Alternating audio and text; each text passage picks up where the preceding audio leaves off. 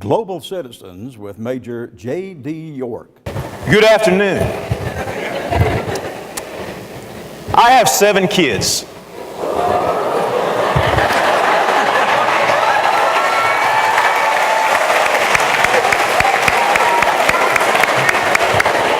I share that with you not for your pity or sympathy, okay? But just to let you know how invested I am in what we're talking about today, as both a parent and a teacher. All right? My oldest son is going to be a senior this year. My youngest twins are going to be starting kindergarten this year. I am literally Mr. K through 12 right here.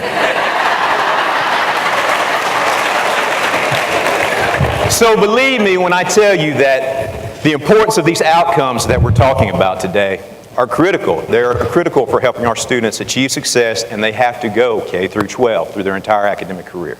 Now, let's talk about global citizen. I was a global citizen before it was cool. I started out when I was 18 years old. I just finished my freshman year in college, and I was going to school on a Navy ROTC scholarship. And part of the requirements of our scholarship was that we had to complete military orientation training over the summer. So for me, that meant I was going on my 3rd class cruise. I was going to go somewhere and meet a Navy ship and be part of their crew for about a month and learn what life was like as an enlisted sailor. So it was an exciting proposition. It was also exciting because I was going to get on a plane for the first time. So when it was time to travel, I went to the airport in Birmingham, got on the plane, navigated a few flight changes along the way, and finally arrived at my destination, got off the plane in Hong Kong. My first flight in my life was from Birmingham to Hong Kong. And of course, when I got off that plane, there was no one there to meet me. The ship didn't even know that I was coming, I found out later, okay? So here I am, small town Alabama boy, wandering through the airport at Hong Kong trying to figure out what to do. I was fortunate that I ran into an older Chinese lady who spoke a little bit of broken English, and I communicated with her, at least I thought I did, that, hey, I'd just like to get to a hotel, spend the night, and go out and find my ship in the morning. And she seemed to understand, so she guided me through the airport, took me to a taxi, talked to the driver. I got inside, she got inside with me, and we were on our way.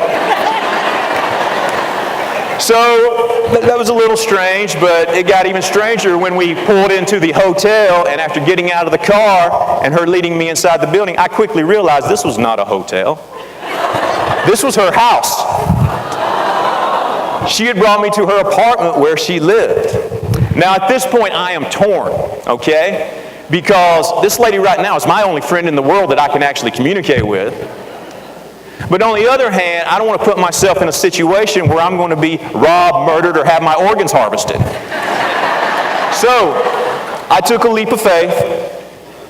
She put me into one of the bedrooms in her apartment. I went inside, I locked the door, backed myself into a corner, took out my pocket knife, and spent a fitful night waiting for someone to come in and try to take my life. But it didn't happen. Everything worked out. And I got up the next morning and wandered through the city and actually found my ship. So that was the start of my career as a global citizen. The military, though, afforded me a lot more opportunities for travel while I was in there. I was fortunate to be stationed in Okinawa originally, and I toured every country along the western rim of the Pacific, from Russia all the way down to Australia. I even went to Tonga, met the king, great guy, okay? And further on in my career, I was able to go into Western and Central Europe. I spent some time later on training in Africa in the country of Benin. And then at the end of my career, I was part of the festivities that took place in the Middle East, in Iraq, and Kuwait. But there were 3 things that stood out to me throughout my travels during that time. The first thing is that no matter where you go, what country, people are experiencing the same kind of problems all over the world.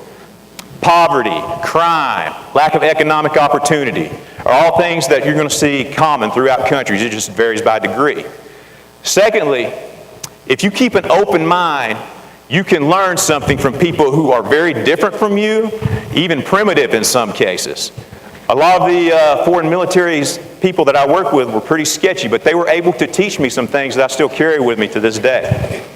All right, and lastly, and most importantly, the thing I learned is that there is no place in the world like the United States of America.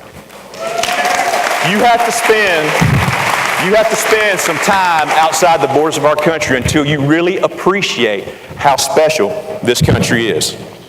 All right, so I think it's important for our students to learn.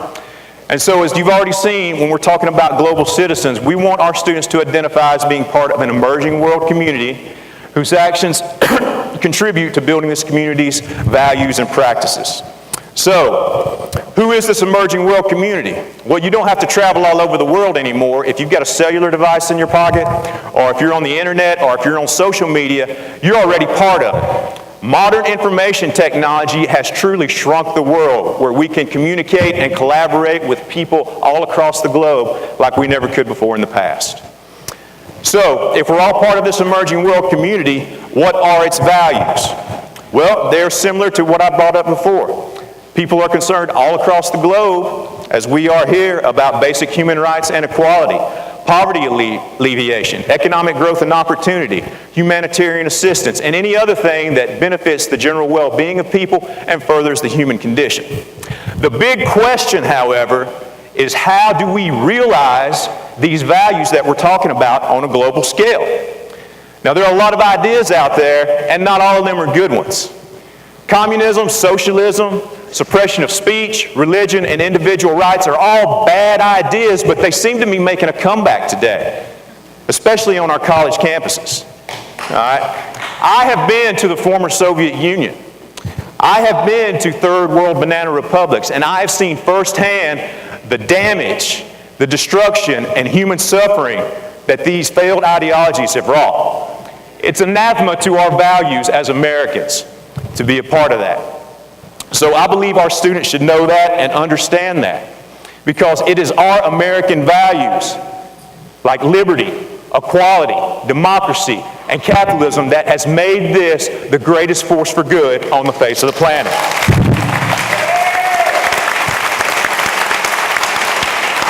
And has made this country serve as a beacon to oppress people throughout the world. Our students need to know this, because they are going to go out in this global marketplace of ideas, and they're going to have to look for solutions to these problems. And it should be our American values that are setting the stage and shaping the conversation, because we have a proven track record of success like no one else in the world. Now, what are we doing to further this in JROTC? Well, I can't send my kids to Hong Kong, obviously, but I do try to get them out of Tuscaloosa as often as possible. All right? So we send them to leadership camps across the country where they can work and collaborate and interact with their peers who are not from the same culture as them, are not from the same area as them, have different ideas, different belief systems, and everything else. So that is great for them to be able to do that. And they bring those ideas back to us, and it makes our unit better as well. We also have a heavy focus on civics within our JROTC curriculum, because our students need to understand that the wisdom behind our political and economic system that the Founding Fathers put into it, there's good reasons behind that. And there's a reason that we have held up for so long and been so successful in what we do, so that they can carry that forward. Now, in closing, I would like to leave you with a quote from one of my heroes. All right? Picture you see up there, Fleet Admiral Bull Halsey. Okay, if you're not familiar with him, he was one of the great commanders of World War II, came in at a critical time during the Battle for Guadalcanal in 1942. Am I doing that? Okay. In 1942, when the situation was in doubt whether we would be successful in the war in the Pacific. All right, but he was able to right the ship, and he went on from victory to victory throughout the war all the way to Tokyo Bay. And so he was considered a great man, and he was asked about this at one time, and he said, "There are no great men, just great challenges that ordinary men out of necessity are forced to meet." And I think that is our challenge for all of us as educators for this coming school year. We have to go out and take these ordinary students from Tuscaloosa City Schools, and we have to arm them with the values and education and knowledge so that they can go out and meet these great global challenges in the future.